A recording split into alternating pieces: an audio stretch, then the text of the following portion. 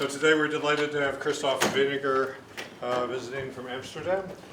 Christoph did his diploma in theoretical physics at the University of Bonn and then PhD at DESY at the University of Hamburg in theoretical particle physics. Since 2015, he's been on the faculty at the University of Amsterdam.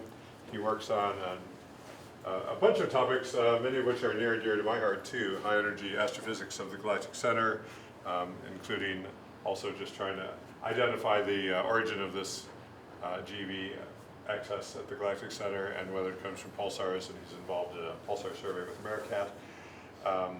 Indirect dark matter searches of all sorts, including looking at dark matter substructure, recycled pulsars and gravitational waves. He's also been a leader in pushing forward methodology in the field with things, many things you've heard of and some things that perhaps you haven't, like deep universal probabilistic programming, which I was Googling this morning. And so, anyway, it's great to have Christoph here. And tell us how you found dark matter and why the secondary mirror is on fire. Thanks for the nice introduction. So I actually don't know why it's on fire. But it's a nice picture. So yeah, we started analyzing radio data. And Which telescope is that? This should be GBT, if I'm not mistaken. Am I wrong? No, we can tell by the sky. Huh? That's not, so okay, we can discuss. Anyway. Sorry. Welcome back to that. It's not an observation. There are more controversial pictures, I guess. Yeah, so I'm happy to be here.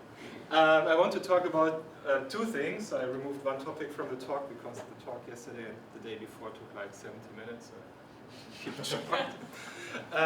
And so after a brief introduction, I give some insight, or I will talk about axion searches with radio telescopes. This is something rather new, the entire methodology, and also the fact that we now have preliminary results. At least we'll kind of discuss a bit how this works. And then probably the larger second part of my talk will be about using differentiable probabilistic programming in the context here of strong lensing image analysis. I will more talk about the methods and why it's interesting, I think, to do it, and why these kind of machine learning inspired techniques could be useful for a larger range of image analysis tasks. But I started working on strong lensing in particular. We don't have any conclusive results, but I will give you some ideas about the methods that we use, why, how they work, and where they could be useful. Yeah. Good. So why do we care about dark matter? Well, if there wouldn't be dark matter, then as we all know, it would be a bit hard to understand, at least given the fluctuations that we see in the CME, how nonlinear structure today would have evolved, galaxy stars, and eventually life. And of course, nowadays there are much larger number of, this is not the first indication of dark matter, but one of the historical ones.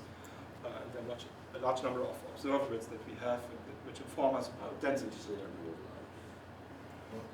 That's like exaggeration, so maybe we could have life also of unknown form that. He's right. It's Yeah, whatever you call life. So it's a broad thing.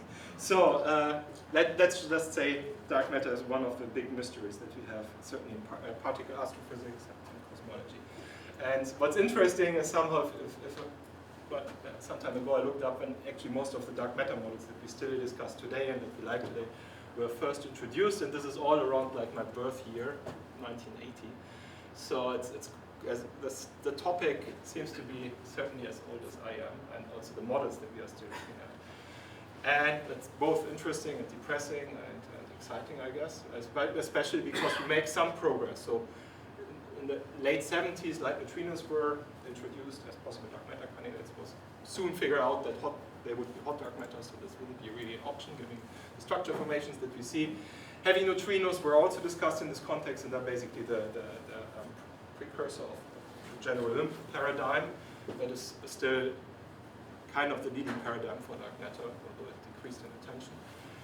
Interestingly, gravitinos as the supersymmetric partners of the graviton were also quite early discussed as dark matter candidates. And axions also around that time. I will talk about axions.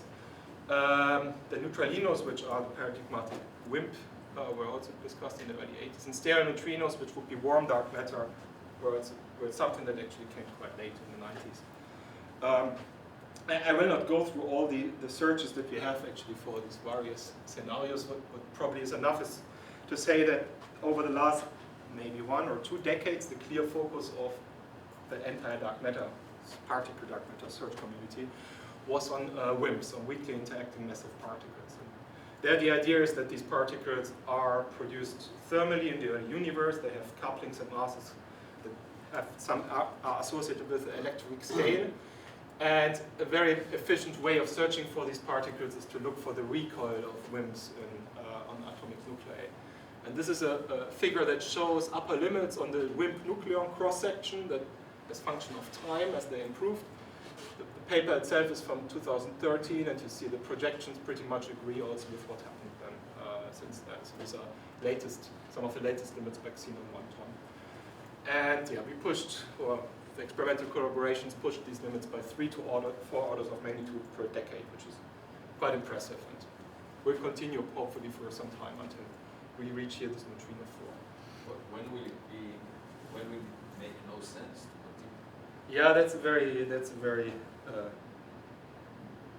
complex debate, I guess. So one target for these searches is now to go down to coherent neutrino scattering background, and then one starts ideally observing actually neutrino events. Whether or not one should, certainly you can find WIMP models that have a cross-section that is below this. So that's not excluded, that's a possibility. The most kind of natural models maybe would have had cross-sections larger or around what we have right now. The question if one continues afterwards, I guess depends a lot on if one really wants to then go into the mode where one sees events, tries to understand backgrounds, model backgrounds, and so on. And yeah, we will see it. I mean, in the ideal world, we would hopefully find some signals in the process that would be way more exciting than thinking about upper limits. But for now, I think it's important to keep on pushing. And it's not impossible with finite amount of money to get order of magnitude to better stuff. Indirect searches, which are notoriously difficult because they use astronomical data. So the idea is to look at annihilation products of dark matter.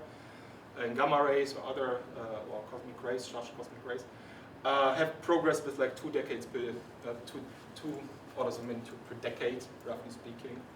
And we will see if this continues with CTA and so on. But really, WIMPs are not the focus of my talk. That's just like what is going to continue and make progress. What really is interesting in the community right now is that since people are a bit frustrated with WIMP dark matter, there are lots of new ideas and perspectives of how one could look for other dark matter signatures, other dark matter models, with completely different signatures, which one might have missed up to now, even in existing data. So what I want to talk about are axion dark matter searches with radio telescopes, and this is in collaboration with a large number of people here, mostly from the US. Okay, so what are axions? So basically, axions are pseudoscalars that are associated with a broken Pechet-Quinn symmetry, and the theoretical motivation for axions is that they provide a dynamical mechanism for why the the electric dipole moment of the neutron is extremely small, so it's basically consistent with 0. In QCD, there is in principle a p-violating term, so that violates CP symmetry, which could be large, and introducing axions, or this axion mechanism, as a mechanism to set that term to 0.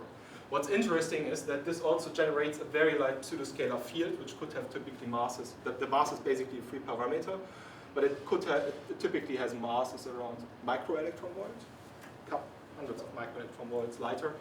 And it can be dark matter. It's extremely light, but there are production mechanisms that lead to axion abundances which are not thermal, through what's called the misalignment mechanism. It's one of the mechanisms. So it could form cold dark matter, and for QCD axions that solve the strong CP problem, there's a strong connection between the mass of these particles and then the actual coupling to photons. So this here on the y-axis you see the coupling, the interaction strength between axions and photons. And the coupling looks like this. So it's a coupling, one axion coupled to 2 photons. And there are various processes that can then happen. So an axion could decay into 2 photons. The decay rate is extremely small if you talk about microelectron volts, so that's usually not interesting. But here at KV energies it could be interesting. It's not dark matter, but it would decay and be visible. But what's more interesting for searches at these low frequencies, or low masses, is typically the axion-photon conversion. If you have a very strong magnetic field, then one of the photons here could be virtual, and we could have oscillation of axions into photons. And this can be quite efficient if magnetic fields are strong, and in particular in neutron stars, as I will discuss in a second. Again, so this is again the plot that I showed before, but more narrowing down here in this range. And then I will talk a bit about the constraints. So the typical constraints that we have on axions, on this photon axion coupling, the most like mass independence come from so-called helioscopes. The idea is you put like an LHC magnet at the sun, or a wood magnet at the sun, and the sun would produce, the core of the sun, lots of axions with keV energies. They would back convert into photons in the strong magnet. You have to put some screen in front so that we don't see real photons.